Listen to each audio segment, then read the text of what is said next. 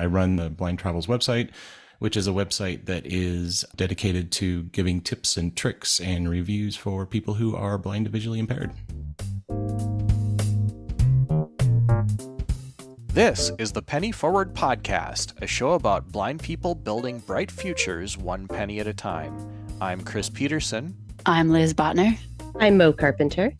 And our guest today is Ted Tahquechi of the Blind Travels blog, where we're going to learn all about blind traveling and what that's like. Ted, thanks for being here. Absolutely. Thanks for having me.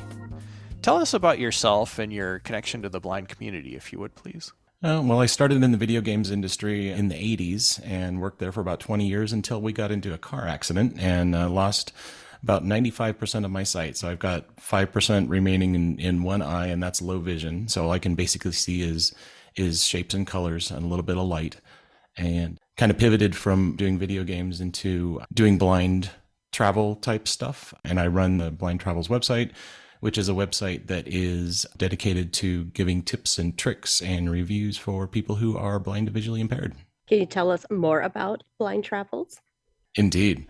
So we got started, I don't know, it's been about 5 or 6 years ago, but the website itself came out of a resource that I had built kind of for myself. When I do a review for one of the properties that I go to, one of the first things that I take into consideration is kind of where the check-in desk is and where the pool is and, you know, the restaurants and all of the other amenities for that property. I used to just make notes everywhere that I went, and because I've had vision issues for most of my life, but never to this level. And what it allowed me to do was have a resource that I could move forward, that I could put online for places that I had been, to kind of share my experiences and my kind of cliff notes for when I'm going to a hotel room. And that included like how much space there was at the foot of the bed.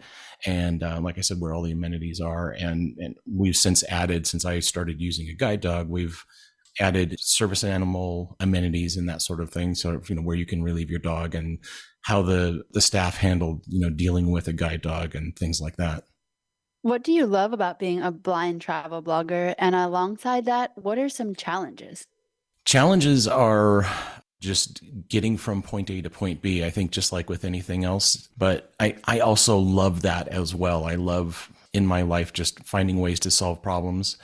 And education is also really big for me. So when I travel, I love to be able to interact with people, and I love to kind of educate people on how blind people travel, or, you know, almost blind people in my case, and how, you know, guide dogs are an important part of society, and what their role is, and, you know, educating them on that. We are a personal finance podcast, so we would be remiss if we didn't ask you, because travel is expensive, about what your planning and budgeting process looks like for taking a trip. When I'm looking at traveling anywhere, the first thing that I do is do a bunch of research. And now, you know, if I'm looking to travel to a city, the first thing that I'll do is go on Google and any other resource that I can find to research everything that I can, especially about restaurants and that sort of stuff that are close to the hotels that I'm going to be at. And even for me, most importantly, about which direction I'm going to be going when I come out of the hotel. So I know, you know, how many doors there are if I'm coming out of the main door or whatever. If I go to the left, I can go to, you know, Starbucks or something like that. So, you know, starting with research, and that kind of gives me an idea about what my budget's going to be, right? So I know what amenities are there. I know what kind of restaurants are there.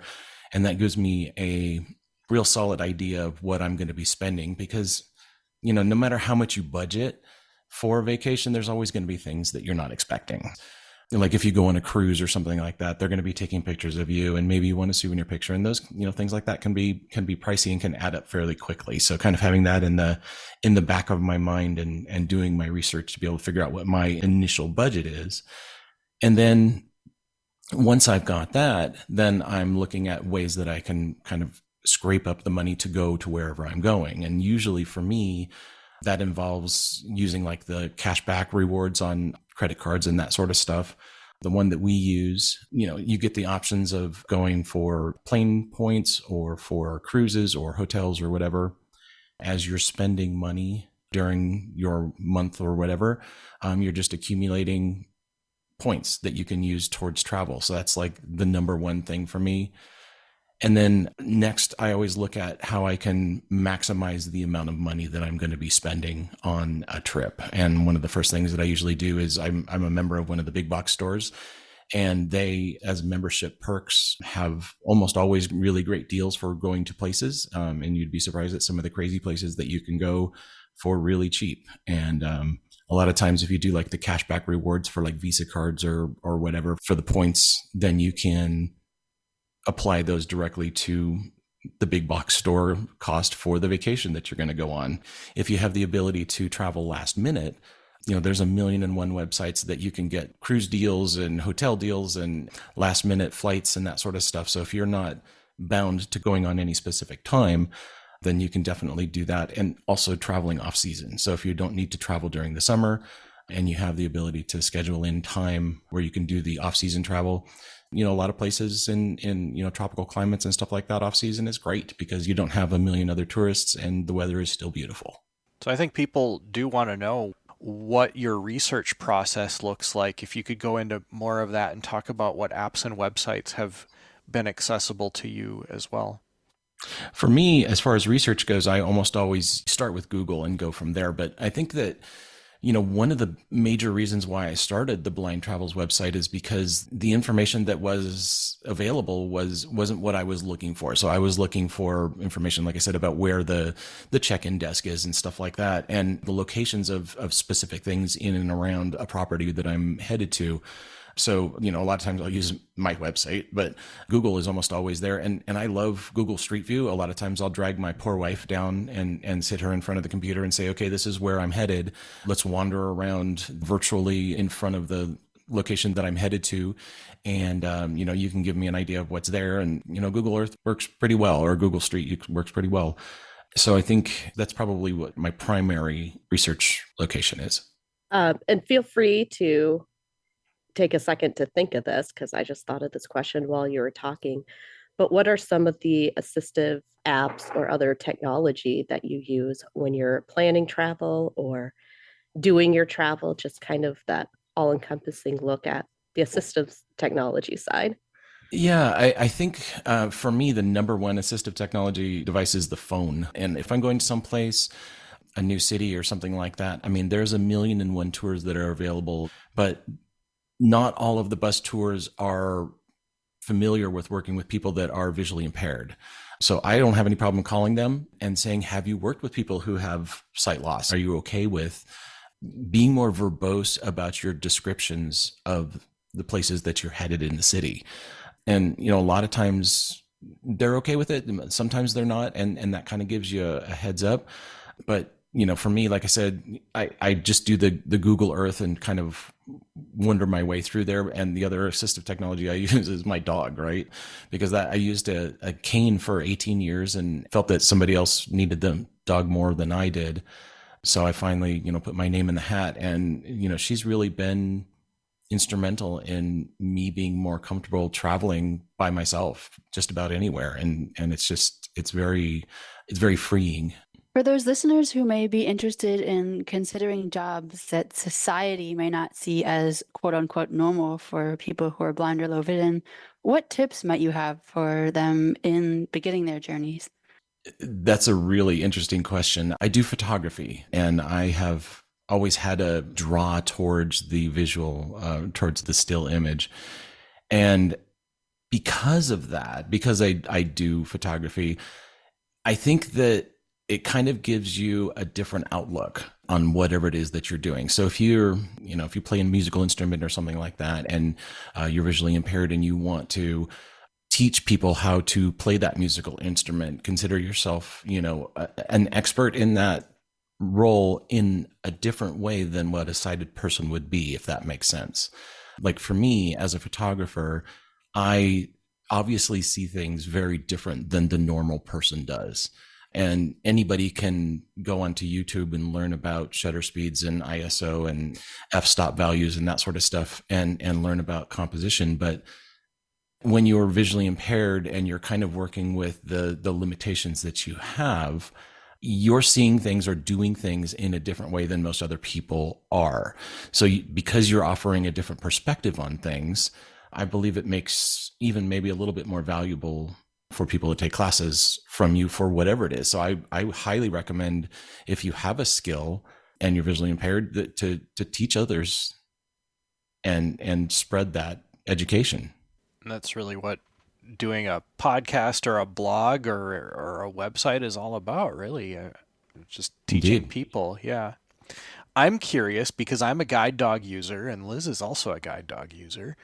And there's a pretty strong debate that I don't think will ever end in the blind community about whether it's better to have a guide dog or use a cane.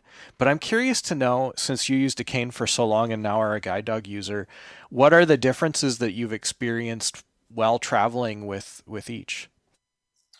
Well, I think for me, for traveling with a cane, it's fairly straightforward, right? I mean, whenever I travel, I always recommend bringing backups of whatever you can bring with you. So even if I'm traveling with my guide dog, I always have my cane in my suitcase, because you never know when something's going to happen, right?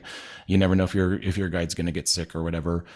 But when you're traveling with a guide dog, you have so much more to contend with in terms of, bringing their food and making sure that they have their comfort items. I always bring a rug so that my guide Fauna knows where her space is when we hit a hotel room. So that way, no matter whether we're, in California, Colorado, or Canada, then we can have a rug that is her spot, and she's always got her safe spot. I also bring high value toys that she only gets when we travel. So, I mean, there's really a lot more to consider when you're traveling with a guide compared to the cane itself. And that includes all of the new documentation that we have to deal with through the Department of Transportation here. So making sure that you have all your paperwork and everything in line. And I think being wary of the schedules. You want to make sure that you have time for your guide dog to relieve itself before you get on the plane, especially if you're going on a long trip or whatever, and just making sure that they're comfortable and that they can do their job, because if they're not comfortable, they're not going to do their job as effectively. So, although you are now a guide dog user, have you found it beneficial in some places and in some situations to use your cane over your dog, maybe at first? Or is that not something that you have experienced? I would say that I use my cane when I get to the room so that I know where everything is. And I'm kind of one of those people that regards everything as a tool, including the guide dog. So, I use whatever I need to use to get the information tactilely or audibly for being able to do what I need to do. So a lot of times what I'll do is I'll park her on her rug, and then I'll use the cane. If I'm traveling by myself, then I'll use the cane to make sure that I know where everything is in the room, of course. And a lot of times that includes, taking pictures of silly things like the shower gel and the shampoo and sending them to my wife, or having one of the readers on the iPhone read it, so that I know which one is the shampoo. It's just, silly things like that.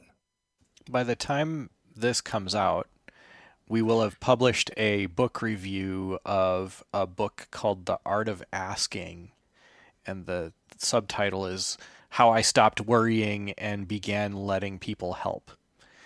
I imagine that being a traveler and going to unfamiliar areas a lot of your life, you're asking a lot of people for help. How do you feel about that, and also about being independent as a blind person? Asking for help was one of the biggest problems that I had when we got into the car accident and I lost my sight. I was really embarrassed about it, and I was really embarrassed about not being able to see and not do things that I could in the past. And asking for help was just a huge issue all the way around. Like I said, because I was embarrassed about it. And I think that first time traveling by myself again on a plane, because when I worked in the games industry, I traveled 3 weeks out of every month, and so I was gone all the time. So I had the experience under my belt. I knew where a lot of places were. But once I started doing the Blind Travels blog and traveling for a whole bunch of different reasons other than work, I found myself being in very unfamiliar situations, and I had to kind of build up that courage and be okay with asking for help. And it takes practice like anything else. I think that, if you're learning to play an instrument or whatever, then, at first you're not good at it. And, asking for help is exactly the same thing. You're terrified, you don't want to ask, you're embarrassed. I mean, whatever. I also was terrified about talking about vision loss to begin with, because again, I was really embarrassed about it. I mean, I had gone through this, and I went from, being the director of product development for Mattel Toys in the Hot Wheels division to sitting at home going, oh my gosh, I don't know what I'm going to do with my life. And people wanted to know about what happened and the story. And all I wanted to do is just kind of curl up in a ball and not talk about it. So my biggest thing is to practice and to start small and go up to the person that is at the desk, checking people in for the flight, and tell them, I can't see at all, or I can see just a tiny bit. Can I get help to get to my gate? Because you can always call ahead. And now when you book travel, you can put on your ticket that you want to have assistance getting to the gate and stuff like that. But I like to put myself in situations where I have to interact with people and have to practice what I preach as far as asking for help. And being able to do that is definitely a skill worth learning and honing and getting good at.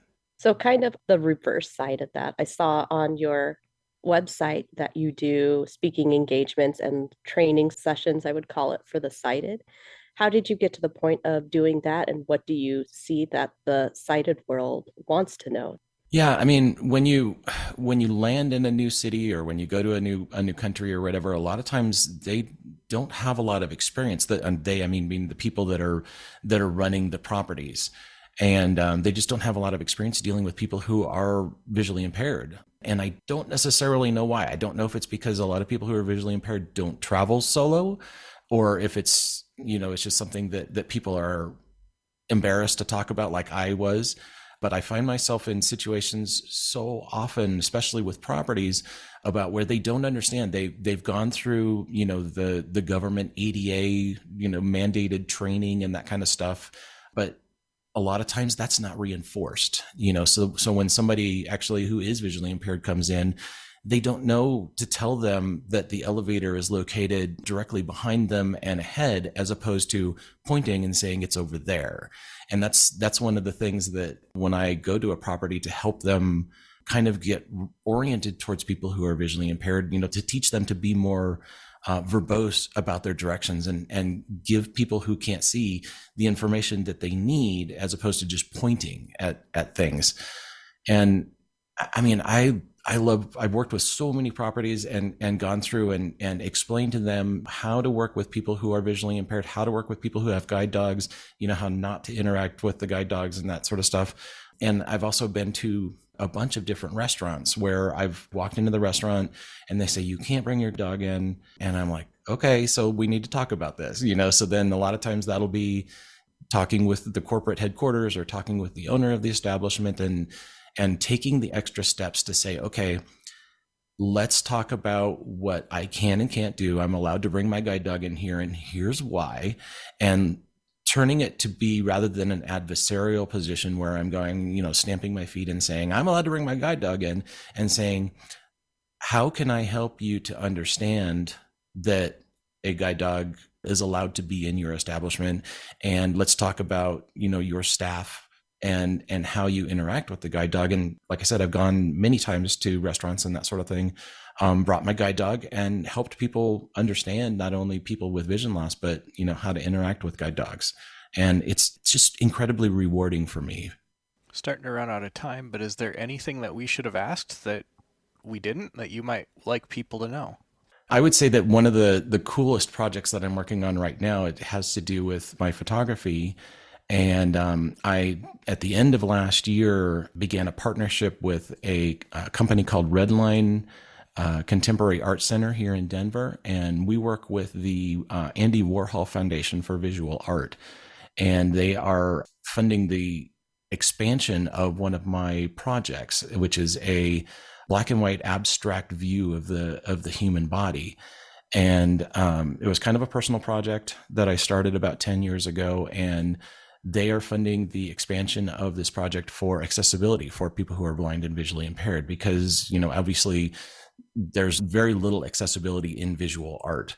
And what we're doing is we're creating tactile images using 3D printers and 3D modeling programs, which has been a struggle for me, of the images. And the tactile images, or tactile portions of the images, are going to be displayed alongside the traditionally framed prints. And then we have QR codes that are either tappable with your phone or scannable, that are printed with the 3D printer, because QR codes is another thing that kind of always drives me crazy, because you can't really tell exactly where to point your phone. So those are tactile as well. But when you scan them, it gives a full audio description with my verbose blah blah about each of the images. So that's one of the things that's happening with me this whole year. So. Well, that's really cool. And I bet we probably could have you back on for a talk about photography in itself. And maybe we should. We'll talk about that after we're finished recording. Certainly. In the meantime, we do need to wrap things up. But why don't you give people any contact information, any information about where they can find you or read your blogs and all that type of thing? Indeed. So www.blindtravels.com is probably my primary source. I am on X, Twitter, whatever you want to call it this week, and that's at Nedskee, Nedskee. And you can also get me on Facebook. We have a Blind Travels website or webpage there. It's facebook.com/blindtravels. And you can also see my photography, and, kind of the central hub for everything is my last name, TAHQUECHI.com.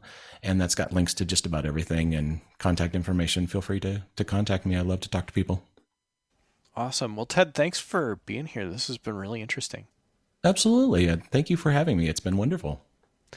And so I don't forget, I'd also like to thank our sponsors, Thrivent, Wells Fargo, and our valued partners, World Services for the Blind and the APH Connect Center, for helping us with Penny Forward and the podcast and all kinds of different things. The Penny Forward podcast is a show about blind people building bright futures one penny at a time. It is produced by Chris Peterson and Liz Botner, with assistance from Mo Carpenter. Audio editing and post-production is provided by Brynn Lee at superblink.org. Transcription is provided by Anne Verduin, and the music is composed and performed by Andre Louis.